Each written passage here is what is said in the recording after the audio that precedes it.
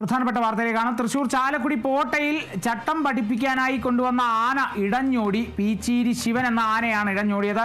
2 മണിക്കൂറിന് ശേഷമാണ് ആനയെ തളയ്ക്കാനായത്. പീച്ചേരി ശിവൻ എന്ന ആനയാണ് ഇടഞ്ഞോടിയത്. ചട്ടം പഠിപ്പിക്കാനായി കൊണ്ടുവന്നതാണ്. അതിനിടെ ആന ഇടഞ്ഞോടി. പീച്ചേരി ശിവൻ എന്ന ആന 2 മണിക്കൂറിന് ശേഷമാണ് ആനയെ തളയ്ക്കാനായത്. തളച്ച ശേഷം ആന ശാന്തനായി എന്ന് വനം വകുപ്പ് ഉദ്യോഗസ്ഥർ അറിയിച്ചിട്ടുണ്ട്. ഇന്ന് വൈകിട്ട് 6:30യോടെയായിരുന്നു ഈ സംഭവം ഉണ്ടായത്. കൊല്ലത്ത് നിന്നുള്ള ആനയാണ് ചട്ടം പഠിപ്പിക്കാനായി പോട്ടയിലുള്ള ആനപ്പാപ്പാൻ സജീവൻ്റെ അടുത്ത് എത്തിച്ചതായിരുന്നു. പോട്ടയിലെ പറകൊട്ടിക്കൽ ക്ഷേത്രപ്പറമ്പിലായിരുന്നു ആനയെ കെട്ടിയിരുന്നത്. ക്ഷേത്രവളപ്പിൽ നിന്ന് വെള്ളം കുടിപ്പിക്കാനായി അഴിച്ചു കൊണ്ടുവരുന്നതിനിടെ ആന ഇടഞ്ഞോടുകയായിരുന്നു. ഇടഞ്ഞ ആന കനാൽ ബണ്ട് റോഡിലൂടെ 1 കിലോമീറ്ററോളം ഓടി വ്യാസ സ്കൂൾ പരിസരം വരെ എത്തി.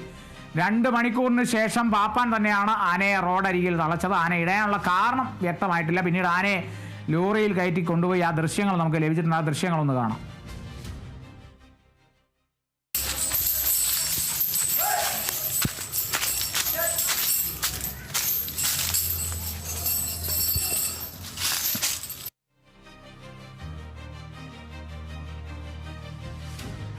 അതാണ് ആ ദൃശ്യങ്ങളിൽ നമുക്ക് കാണാവുന്നത്. 2 മണിക്കൂറിന് ശേഷമാണ് ആനയെ തളയ്ക്കാനായത്. പീച്ചേരി ശിവനാണ് ആകെ ഇടഞ്ഞ് പ്രശ്നമാക്കിയത്.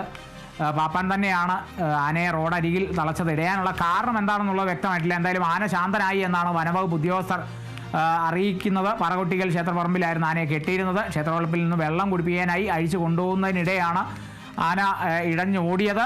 ആന കനാൽ ബണ്ട് റോഡിലൂടെ 1 കിലോമീറ്ററോളം ഓടി വ്യാസ സ്കൂൾ പരിസരം വരെ എത്തി.